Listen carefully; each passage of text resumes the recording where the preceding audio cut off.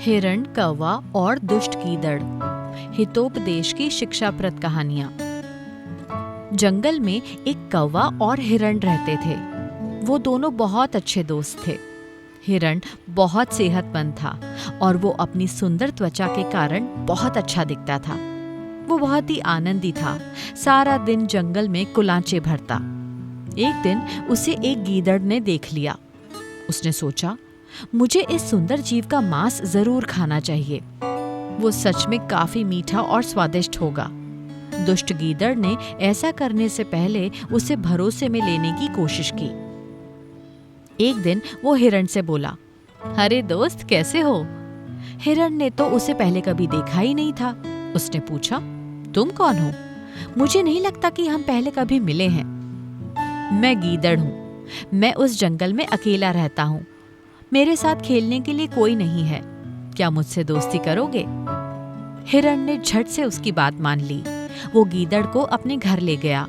वहीं पास में ही उसका पक्का दोस्त कौवा रहता था।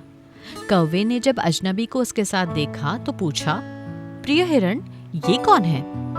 हिरण ने गीदड़ को उससे मिलवाते हुए कहा, प्रिय कौवे, ये गीदड़ है। ये हमसे दोस्ती करना चाहता है।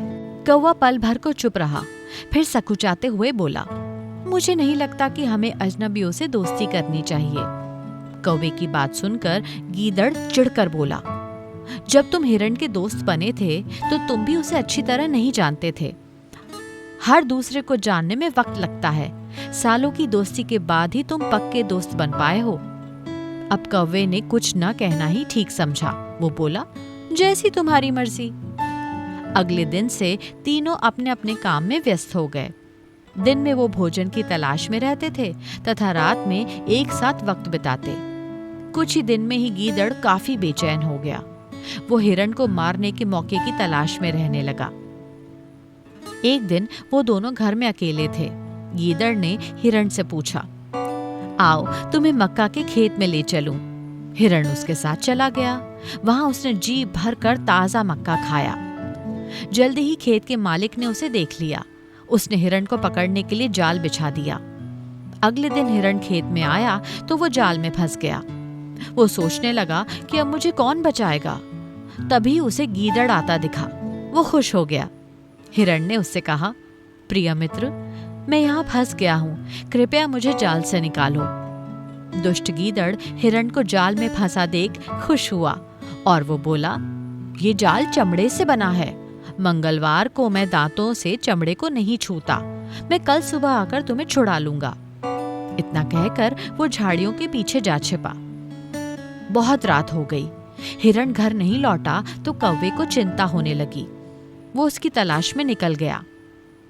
काफी खोजने के बाद उसने हिरण को मक्का के खेत में जाल में फंसा पाया। वो उसके पास जाकर बोला, दोस्त, ये क्या हुआ? हिरण को कौवे की सलाह न मानने का अफसोस था। उसने कहा, ये इसलिए हुआ क्योंकि मैंने तुम्हारी बात नहीं मानी। तुमने ठीक कहा था। मुझे गीदड़ पर भरोसा नहीं करना चाहिए था। पर वो है कहाँ? कौवे ने पूछा। हिरण ने रोते हुए कहा, कहीं छिपा मेरे मरने का इंतजार कर रहा होगा। कौवे ने उसे दिलासा देते हुए बंधन से मुक्त होने की सलाह दी। हिरण ने दोस्त की सलाह मानी। उसी सलाह के मुताबिक जब खेत का मालिक हिरण को मरा देख जाल खोलने लगा तो मौका पाते ही हिरण वहां से निकल भागा। गुस्से में मालिक ने उस पर लाठी खींच मारी।